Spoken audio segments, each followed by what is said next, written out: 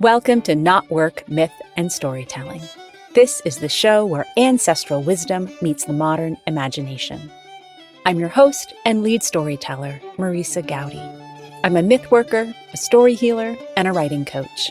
I'm the author of The Sovereignty Knot, A Woman's Way to Freedom, Power, Love, and Magic, and the founder of the Writer's Knot and Author's Knot communities. On KnotWork, we explore the mythology and folklore of Ireland and beyond.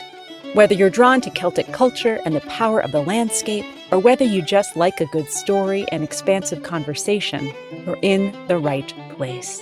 Falcha. If you love what you hear and want to support the show, I'd be so grateful if you become a paid subscriber to my Myth is Medicine newsletter over on Substack. Look for the link at the top of the show notes or visit mythismedicine.substack.com. Season 6, Episode 27, The Art of Arrival, a modern Irish Immram. In this episode, I want to tell you the story of my most recent trip to Ireland. Perhaps in some ways it has that feeling of what I did on my summer vacation, but perhaps that's okay. Our most mythic stories from this lifetime come from very special journeys that we had the chance to take and then come back and really actively remember. Before I dive in and share this week's solo episode with you of my most recent travels, I want to invite you to join us this fall when the Writer's Knot welcomes new members. This is the global writing community where the mythic imagination meets creative expression. We meet online each week to write together, talk together, and grow together. I offer a new set of carefully crafted writing prompts for each session. And in this upcoming season, which runs from September to the very start of January, we'll be exploring the archetypal power of the landscape. So much more than mere setting, the land shapes the imagination, culture, and relationships that we all thrive in throughout our lives. It holds the stories of the ancestors and the memories of your own life. In the story I'm about to tell you, I'll mention many times that the people I got to spend time with on Clare Island were like old friends, though we had only met on Zoom through the Bard Mythologies Summer School. Well, there's a similar sort of phenomenon that happens in the Writer's Knot. That we've been meeting online for 8 years, there are lifelong friendships and connections created through the membership in this group. So if the story that I tell inspires you, and you are really feeling called to join a writing group in this new season that will invite you to explore your own inner landscape and inspires your creativity in some new ways, I would love to have you with us in the Writer's Knot. In September, beginning on September 10th, we'll be forming 2 groups. One meets at noon on Wednesdays and the other on Fridays at 3 p.m., both times Eastern. You can find all the details at marisagoudy.com, or you can, of course, check the link in the show notes. So with that said, with that invitation issued, I want to tell you a bit about the invitation that I accepted to return to Ireland just last month in July. Now, I had been there recently, which was in and of itself sort of miraculous thing that I was getting to go again so soon. But last October, when I traveled there and came home, I wrote a Substack piece that I called The Art of a Graceful Homecoming. In many ways, it was about the grueling ride home from JFK across the New York City madness. It was about the way that 3 hawks guided my way. And despite all the bloody traffic that clogged those roads, and despite all my exhausted confusion, I felt safe. I felt greeted by the guardians of the land where I had been born. I knew we would find our way home. Like I said, I couldn't believe at the time if you had told me that I would return to Ireland just 9 months later. I'd gone a decade and a half previously in my life between trips, but here I was. And perhaps there's something to be said that there were seeds planted in October that came to fruition when I got to go back in July. I have gone and I have returned. And this time, upon my return, I'm not dwelling so much on what it meant to arrive back in the States, but I'm thinking about what it meant to arrive there. Because as I'm seeing it now, I didn't arrive once, but at least 17 times. I want to give you a preview of what's coming up next week, which is very much a complement to what you're about to hear now. In next week's episode, you'll hear from our storyteller in residence, Erica O'Reilly, and she shares her story of how hard it was to leave. Because it just so happens that we both went on our own July sojourns to the land that is the source of so much of our imbus, of our dawn. That's our sense of inspiration and our own soul's purpose. We had such different trips, and I'm excited we can share the stories of both of them because it just seems to add to the sense that there's always an infinite variety in the tapestries we weave, in the KnotWork that we're creating here. So, like I said, we'll talk about how hard it is to leave Ireland next week.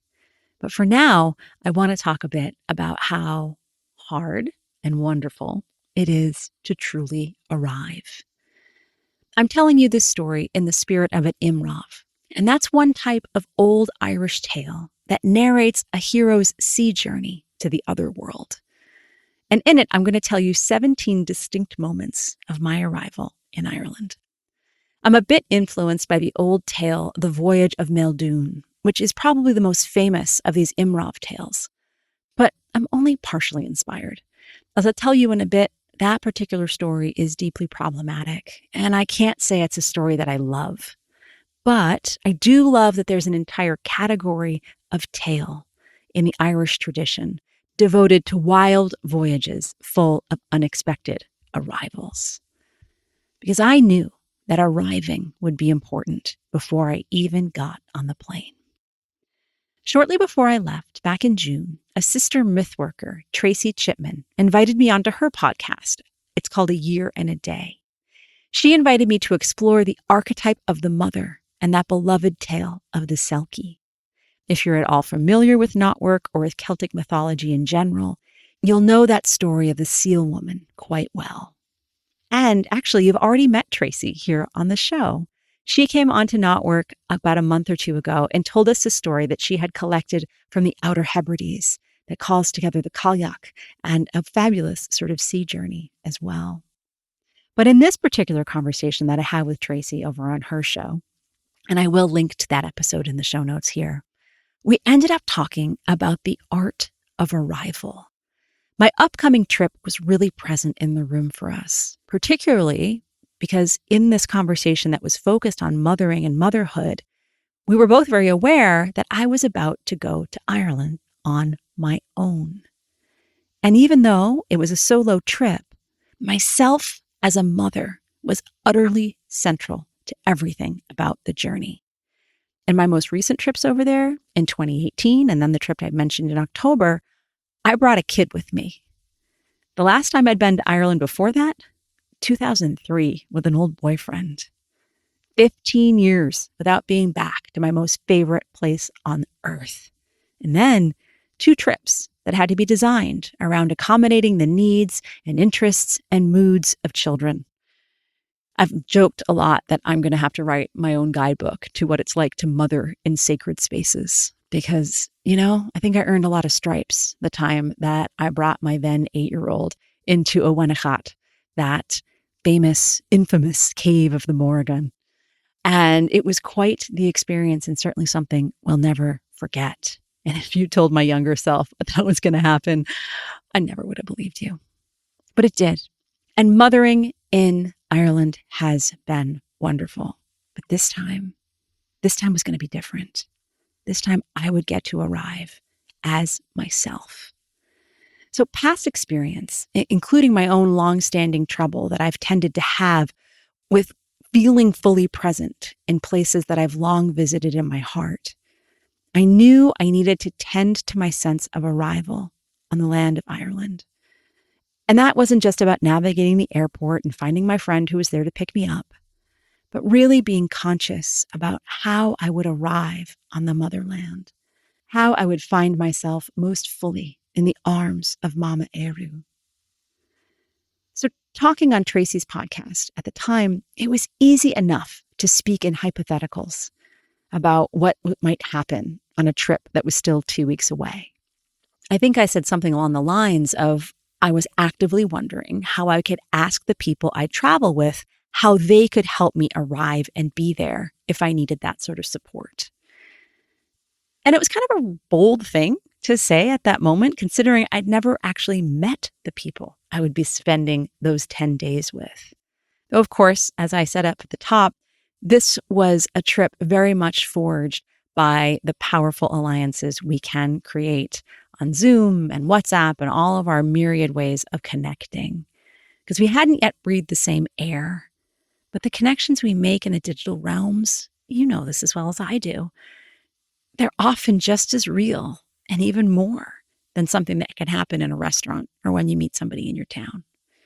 So I am deeply, deeply grateful to say that as I'd hoped and predicted, I really was going to Ireland to meet soul companions who would help me arrive and help me do it more gracefully than I ever could have done on my own. And whether I needed to ask overtly or whether the people I was with just seemed to offer a sense of welcoming and presencing that was so real and so true that I got what I needed. I got ways to arrive without even asking. So it was on the 4th day of my 10-day trip that I declared what I considered the 17th arrival. Was I really counting them all? Not exactly. Then, when I went back to trace my first few days, I was more than pleased by the math. So I offer you this in-depth tour of my first few days in Ireland. And it's going to span from being collected at the airport in Dublin to making it to my friend's place in Lewisburg to being part of the Bard Mythologies Summer School on Clare Island. Let's go. But first, let me just give you a little glimpse into why 17. Now, it's a number that has a lot to do with my own personal mythology. I actually described that in depth in a recent episode I called Gemini Mythologies. My mother and I were born on the 17th day of June. And as you'll hear, I felt my late mother's presence so strongly through so much of this journey. That number 17 also appears in the myth of the voyage of Meldoon, who I mentioned at the top. Now, this young man, he went out upon an Immram, a sea journey, in the company of precisely 17 sailors, as he'd been directed. But then, when his 3 foster brothers forced their way on board because they were so angry they'd been left ashore, the adventure, or rather the misadventure, really began. So I mention this story here, but I'm not going to tell it in depth. And I'm going to admit that I don't really have a great love for it. I find all the stops that he made kind of tedious. And I recognize the irony as I'm about to ask you to care about my own 17 anecdotal stops. But I hope that in what I'm doing here, I can offer enough context and meaning and make it all a bit more impactful than asking you to attend to a tale of a guy who visited a whole bunch of islands that were full of apples and beasts and maidens, and that then essentially brought them all back to exactly where they started. Because presumably this story endured and really got people's attention because of the storyteller's skill at the time, as well as a context that we know we couldn't even begin to access, whether it's multiple layers of meaning as to the places he went, or just the fact that we know that ancient humor, or even humor from a century or two ago, doesn't tend to translate now. The stuff we laugh at is very much of the moment. We'll get to that idea in a little while, too. But ultimately, I'm most ambivalent about this story of Meldoon because it forces us into this very of-the-moment question that we've essentially come to understand as, can you still love the art and hate the artist? So in this case, Meldoon's quest is undertaken in order to avenge his father's death. Seems fair, very much a reason why lots of heroes went forth and did their heroic deeds. But that all gets a little less noble when you realize that in the first few passages of the story, you hear about how Meldoon discovered that his loving foster family was not his family of origin. And then he's told by his foster mother that his real birth mother was actually a nun who was raped by a warrior chieftain. And then he goes and visits his birth mother. Essentially, his mother says, you're better off not knowing him, and he's dead anyway. And then she goes on to tell him that in what's rather a divine twist, this evil father figure was actually killed by marauders, and they did it by burning down a church over his head. So again, I'm not going to get into the specifics of this tale, and I'll admit that I really haven't studied it in a great deal of depth, but I just want to invite you to be with the sense that there is some sort of tradition here of coming back and sharing a narrative of a journey, and that 17 has its own magic, and that the myth work that we do in order to connect to others, to convey our own contemporary or personally experiences, can be flavored by mythic tones in all sorts of ways. So come and journey with me and arrive with me for a while. I'll start with arrival number 1, which maybe is an obvious one. It was sitting in the airport coffee shop with a steaming cup and an open journal. And here I was, able to write an exhausted "I'm here" sort of entry with terrible handwriting and even worse grammar and probably not a lot of meaning. But I was consciously doing what I could to cast the first spell of arrival. And so for those of us who are parents and have traveled with children, you realize for a moment the ultimate luxury of the solo traveler. And so when my friend Fiona, who was coming to pick me up at the airport, was panicked that she was late, she was stuck on the terrible M3 traffic trying to get to me, I assured her that I was just fine. I mean, I felt badly for her, but I was so content because there I was, pulling out the same journal that has been coming with me to Ireland since 1997. And I was right back to being the 18-year-old I was when I first flew into that airport to visit an American boyfriend during his semester abroad. Well, I almost felt just like her. As I rooted into my bag for just the right pair of glasses, I couldn't help but laugh at myself. And the way that I might have still felt like that wide-eyed young creature, but I had become the woman who traveled with 4 different pairs of eyeglasses. So the good news was that I would definitely be able to see where I was headed, whether it was up close or far in the distance, or in the sunshine that would follow us around every day of this trip. I'd arrived, and I was able to write it down. And that was a big deal, even if the words probably ended up being meaningless. The second moment of arrival, well, it comes down to food, because we know food is grounding, of course, right? And the airport croissant that I had didn't offer nearly enough fuel. So we pulled over to a big complex at the side of the motorway, and there were so many choices. But what I chose was Supermax chicken without sauce and fries without salt. It was a strange choice, but it was so obvious that in that moment, I didn't have a clue about how to nourish myself. So I just fed myself on nostalgia. For those of you who don't know, Supermax is essentially the Irish equivalent of McDonald's. I was just really committed to the possibility that fat and carbs were going to be keeping me going because I'd already been awake for 26 hours and I did not have the ability to make any good choices. Luckily, the third arrival was tinged with the sacred because this was when I first placed my feet on a bit of truly hallowed ground.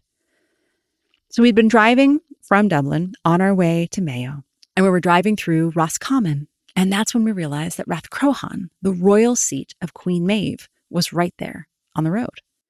So I'd been there several years before, back in 2018, and I was trying to tell Fiona about our guide, Mike, who had actually grown up in the area and had given tours of the area for years. But it just happened that it was a really rare treat to have his perspective on the mounds in Awenacott, that cave of cats I mentioned before, the birthplace of the Morrigan, because Mike had actually moved away by 2018. But it was just pure luck that he was in town, in the country, the very week we were there. But, so jet-lagged and full of strange food, when I tried to convey this story to Fiona while stepping out of the car, I announced that this lovely guy had actually moved to New Zealand to open a car park. What? Yeah. I said, he moved to New Zealand to open a car park. And Fiona just looked at me. And then we just burst into such laughter. I was trying to talk about how he had opened some sort of adventure park with his girlfriend or something. It wasn't a story I even knew particularly well. In that moment, body was stepping out of car into car park. And so I just kind of put those ideas together. At that moment, Fiona and I realized we had the same strange and wonderful sense of humor. And we were going to get on famously during the second part of our trip, when, on the other side of the Bard Mythologies Summer School, we would head off together northward for an epic road trip through Sligo, Donegal, County Down, Antrim, Armagh, and back to Dublin. But we didn't know that yet. What we knew was that we were giggling and chortling our way up Maeve's Mound. So if you know anything about this famed Queen of Connacht, the one who figures so prominently in the Táin Bó Cúailnge, the Queen of Connacht was known for all of her sovereign, noble power, as well as her unbridled sexuality and sensuality. But based on what we experienced in that moment, I'm going to dare to believe that she also had a hell of an embodied, earthy sense of humor as well. There was this feeling that she wanted us to be laughing there. Because you can arrive on a sacred site with reverence, but sometimes you worship with tears of hilarity running down your face. So I haven't given you much context as to who this Fiona is. You've actually met her if you are a frequent KnotWork listener. She came and told us the fabulous story of Bid the Unbiddable earlier this year. And Fiona is a brilliant, brilliant being with a PhD in botany and a mind for mythology and a sense of the land and a heart so much bigger even than the land of Ireland itself. And she and I had cooked up this scheme to travel together, and we had the best time. And so when I told Fiona that I was working on this episode and that I was going to try to tell the story about the car park reference, I was a little nervous because, I have no idea how you're receiving this right now. There's a very good chance I just have to say, he moved to New Zealand to open a car park. And then there's dead air. And I just have to say something like, I guess you had to be there. But I hope it just stands in and reminds you of one of those ridiculous road trip moments you had where one catchphrase carries you through 10 days. But in this case, what I most loved was Fiona's response. And she didn't really focus much on whether or not you'd get the joke.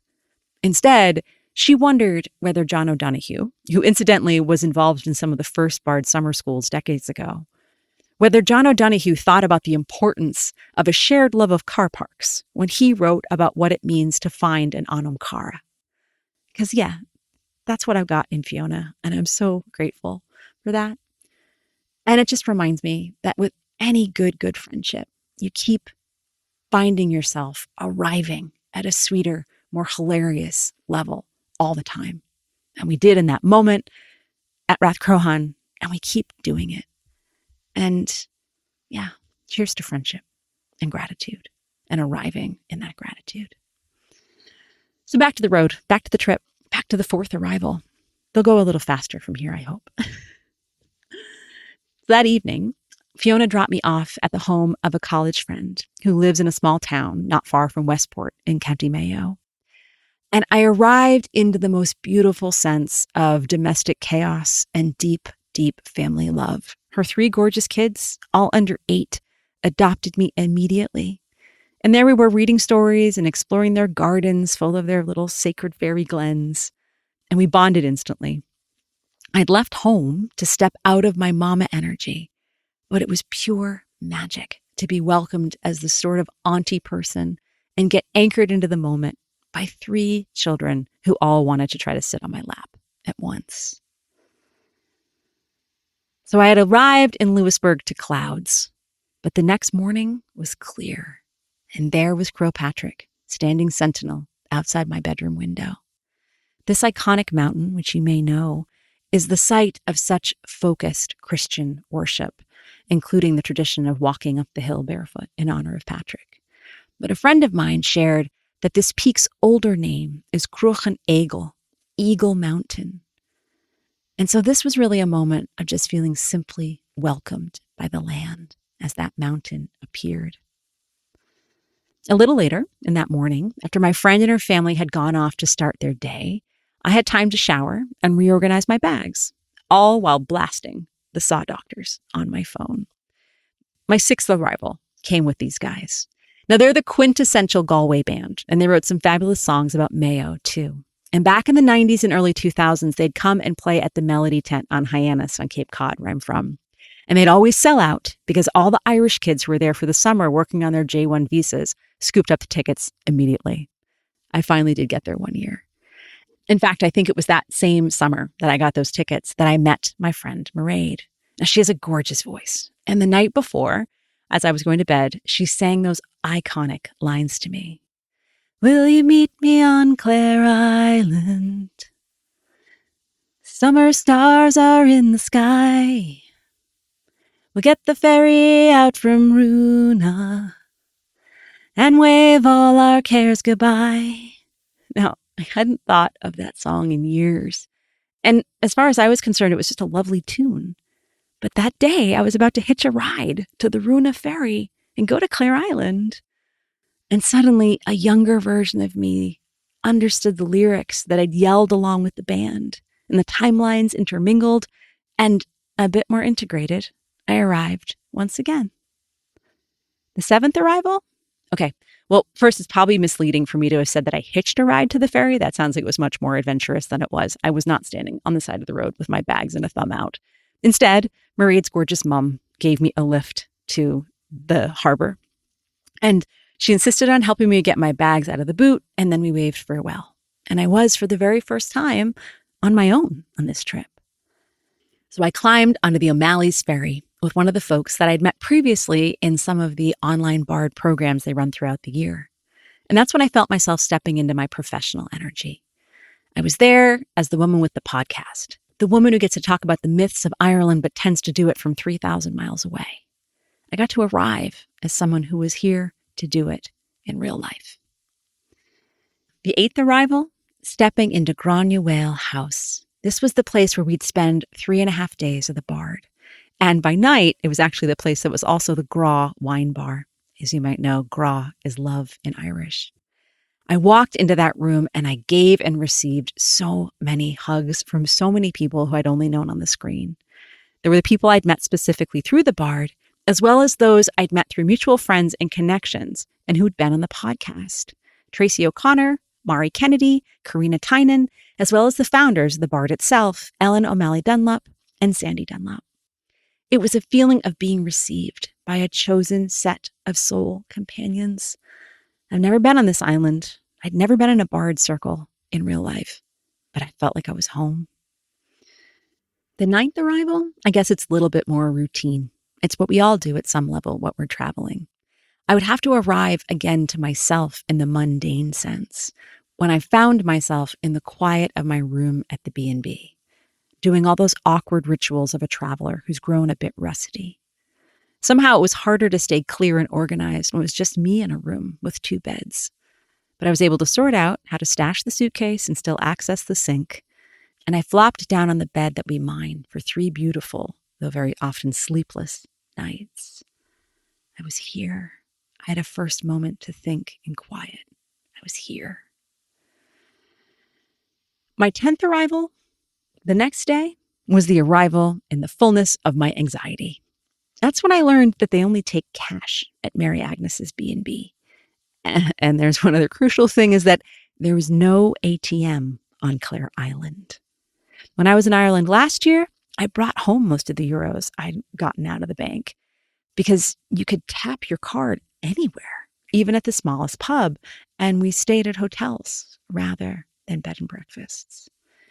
So that naive, I always meant to be a good girl arrived, and she realized she was unprepared, and the perfectionist soul was on fire with shame. Now, this is the sort of feeling that catapults you out of arrival and belonging, of course. But still, acknowledging that feeling is part of arriving. You need to acknowledge and integrate all the parts of yourself to be fully present, right? The 11th arrival, thank goodness, brought relief. It was when I realized that all I had to do was ask, and knew of friends would assure me that yes, there was a way, and yes, of course they'd help. There were 5 of us staying at the Cash Owen B&B, And our wonderful host, Oliver, drove us early that morning in the B&B's van so that we could stop at the shop that was also the post office. So here's a hot tip. If you find yourself in a similar situation, you can withdraw cash from any post office in Ireland, but only if you have a Bank of Ireland or AIB account. And so to this, I say I'm so grateful to my friend Orla. She's a brilliant healer and visionary who I think is going to be coming on KnotWork soon. I'm excited to introduce you. She was the one who blended those ancient arts of friendship and care with the modern phenomenon that is having a PayPal account. So I could quickly reimburse her after she pulled money out of her own accounts to cover me. I was held and I was cared for. There was no need for self-recrimination, for that lack of pure self-reliance that I felt that I was supposed to be able to sustain. I could settle into the fact that I was indeed supported by community and I'd arrived in hands and arms that would hold me. So 12, of course, is a sacred number. And so it feels more than perfect that it is reserved for my baptism in the sea.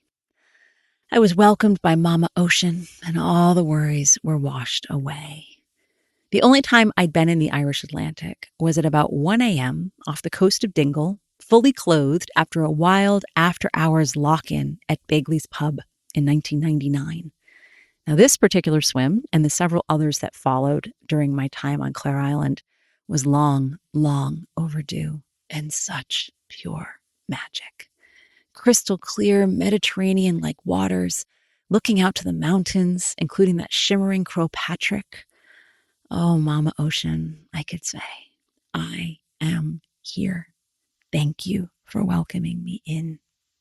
Míle buíochas, I needed your fáilte. The 13th arrival would come a couple of days later, because those days when we were really deep into the work with the Bard was a glorious blur. But it was the end of our last full day on the island that my arrival got wheels. So you know that phrase, it's like riding a bike, right? We all know that for a reason. But it isn't just the way your body remembers to balance in that moment, at least not for me. In getting on that bike on Clare Island, it was like becoming once again the 20-year-old who rode a bike across Inishmore for the first of many times during my visits to the Aran Islands. Because there's a theme here of arriving back to my young adventurer self, right? I've named her a few times. The one who only had to be concerned with shaping her own experience and imagining her own future. She was the princess that I would write about in The Sovereignty Knot. She was the young woman whose only responsibilities, truly, were for herself.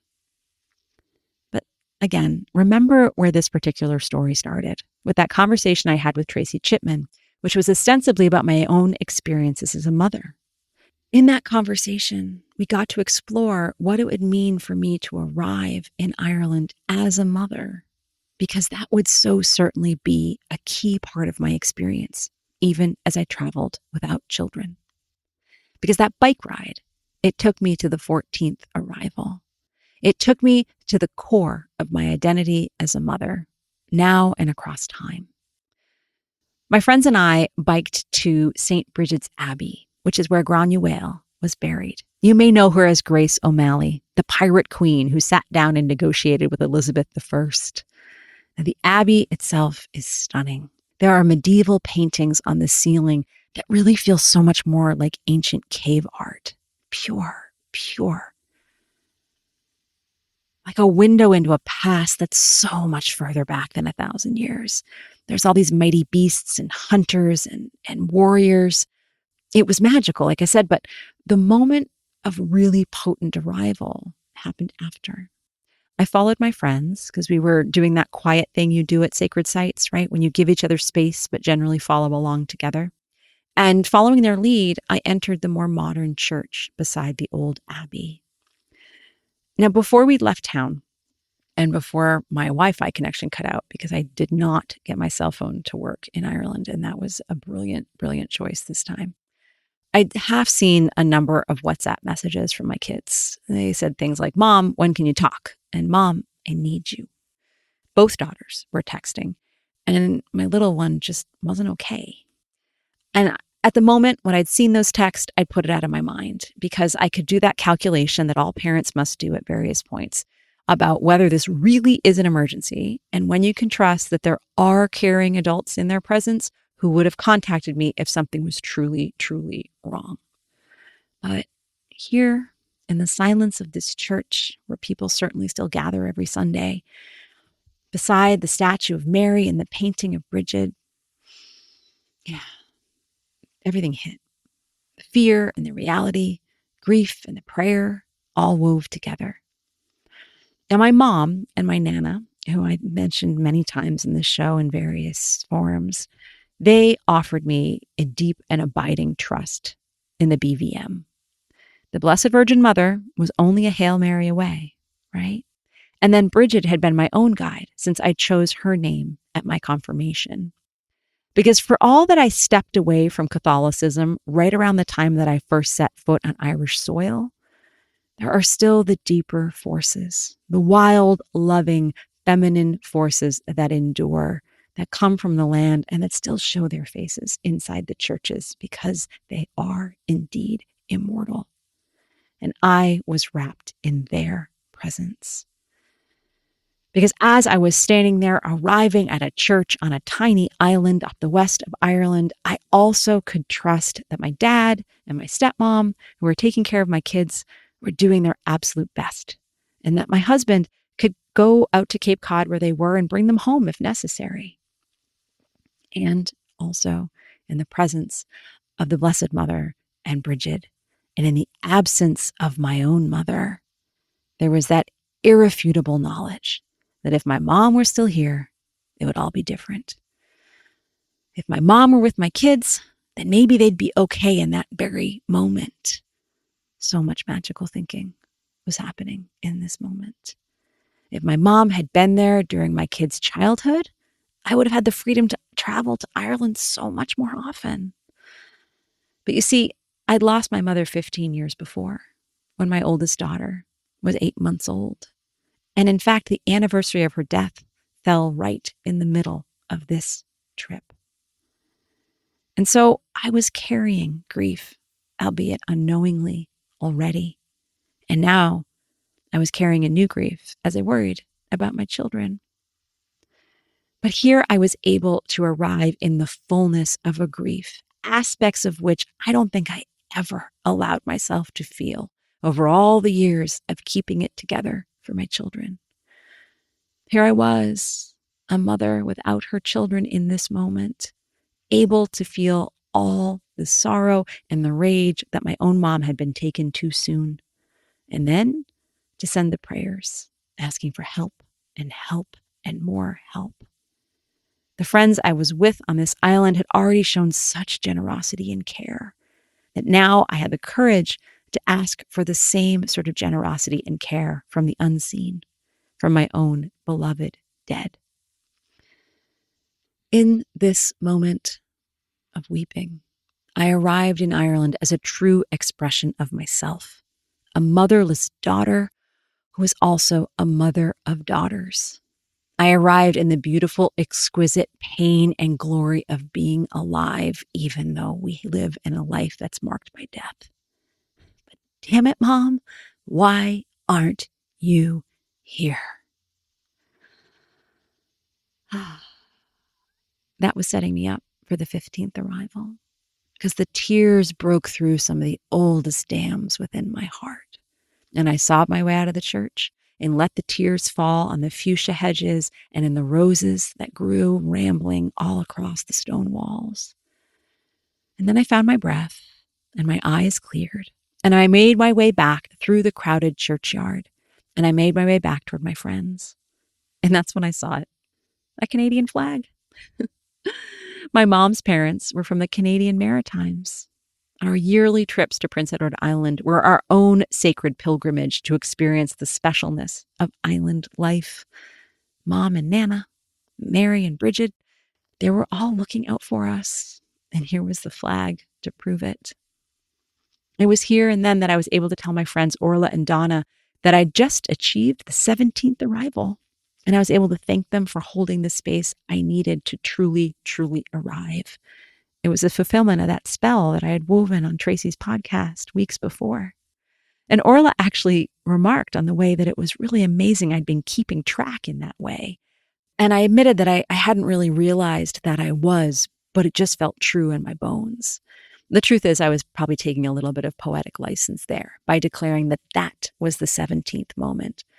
But as it's a special number in my family, it felt right. Now, as I do a more conscious accounting, I realized it was in the ballpark, and there were 2 more deeply important arrivals to come. The 16th arrival, it was the pull back to the B&B and the privacy I needed to get my little family of 4 on a FaceTime call and hopefully see that everybody was on the same page. Because over the last several days, all of us at the Bard had been occupied with a single pressing question. Can we avert war? We were working with the stories and the people who appear in Ireland's Book of Invasions, the Lower Gavala Éireann, which you've heard me mention many times in this show before.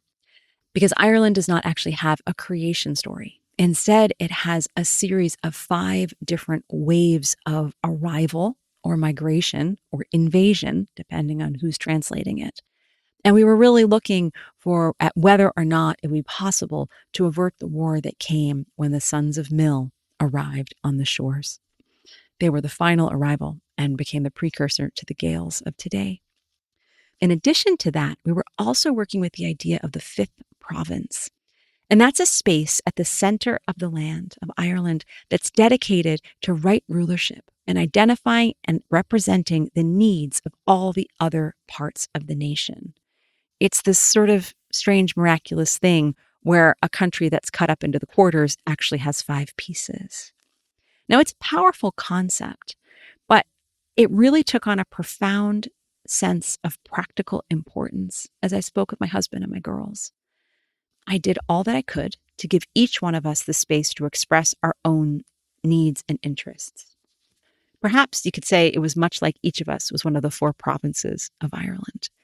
And in that moment, I really felt the presence of all I'd learned about listening and communication, about witnessing and sensitively expressing one's own perspective. That really had been so much a part of the Bard over the days that I'd been there. And that enabled me to hold what felt like 5th province energy. It gave me the ability to hold space for some sort of peace that would get my girls through missing their parents and their dog and their routine and dealing with a host of other things that had been in their hearts before this particular summer trip had begun. It felt like an in-the-moment application of the wisdom that I'd come to the island to learn without even knowing I ever needed it. And I was not due to arrive home for 6 more days, but I felt a sense of doing good work as a mother, even from 3,000 miles away, and a confidence that though the challenges would persist and maybe the girls wouldn't have the time of their lives, they were in loving hands and everyone would be okay until I was back on the 17th of the month. But it wasn't the 17th of July yet. I still had the 17th arrival and 6 more days of magic and exploration ahead of me. At another time and place, probably in my Substack, I'll tell you more about my travels with Fiona. But you can see a lot of the images and the stories based on the archetypal landscapes that we explored in my recent Substack post that I called Explore a Landscape Both Mythic and Real. I'll link to it in the show notes, and hopefully you're already a subscriber to Myth is Medicine. But first, I want to tell you about a party, the 17th arrival. Our B&B, that I mentioned before with our wonderful hosts, was just up the hill from Ellen and Sandy's. Now, this remarkable couple, they're the ones who founded the Bard Summer School 30 years ago. And our final night was at their home with a home-cooked feast. And then, after that, the poetry and the music and the laughter.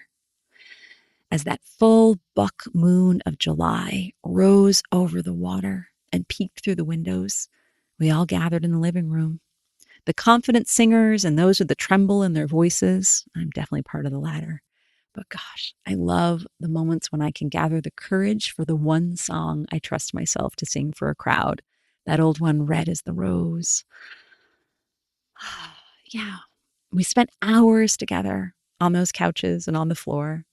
And all I could think about, in addition to just feeling so fully present and so fully arrived, was that I wanted everyone I loved, especially my husband and my girls, my dad and my stepmom, to feel this kind of joy in community where it's not about skill or performance ability. It's about being there, about sharing joy, about offering attention, about being in love with all that surrounds you. Arrived, 17 times arrived, for sure, for sure, for sure. Thank you for coming with me on that particular journey.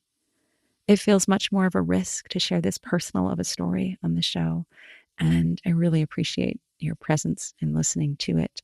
I'd love to hear your stories of Ireland, your own travels, what it's taken for you to arrive. The best place to do that is over on my Substack, Myth is Medicine, where I'll create a post specifically for this particular podcast episode. But just know that hearing from you means the world. And whether you're leaving a review on your favorite podcast platform, you're supporting the show financially by being a paid subscriber on Substack, whether you're a member of one of my writing communities, whether you're somebody who just sends me a note and leaves a comment, there's no just in that. That's a big deal. And that is that sense of community and arrival that I want to be able to foster in so much of our everyday life. It's easy to lose track sometimes and focus on the peak moments and the big trips and feel as if the mundane may not offer us the same sort of magical arrival possibilities. But really, we're being invited to arrive onto the piece of the planet that holds us every day through our work lives, through our creative lives, through our lives as parents and caregivers, as friends, of simply being a child of this earth. Whether you're going to go outside and put your feet in your yard and really feel the grass beneath your soles, whether you can go and chat up a tree in your neighborhood, or just look up to the sky and arrive underneath that great dome of possibility that holds us all. I invite you to find a moment of arrival for yourself today and to recognize that arriving is an art that sometimes comes easy and sometimes takes a hell of a lot of practice and almost certainly doesn't happen instantly in one moment. Thanks for listening. Mila Buikas. I hope we'll have a chance to connect some way soon.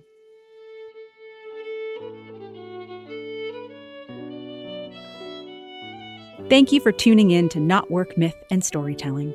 Please subscribe and review the show on your favorite podcast platform, and do share this episode with other lovers of mythology and story. By the way, everyone is a lover of mythology and story, even if they've forgotten. Creating this show is a labor of love, and your support will help me continue to craft and share stories throughout this season and beyond. Please consider becoming a paid subscriber to my newsletter, Myth is Medicine, over on Substack, where you'll find new writing and conversations each week. You can find out more about my writing, my book, our online writing communities, as well as how to work with me as a writing coach at marisagoudy.com. Gratefully, I live, write, work, and record this podcast on the ancestral lands of the Munsee Lenape tribe, whose name means original people. Music on this show is performed by Beth Sweeney and Billy Hardy.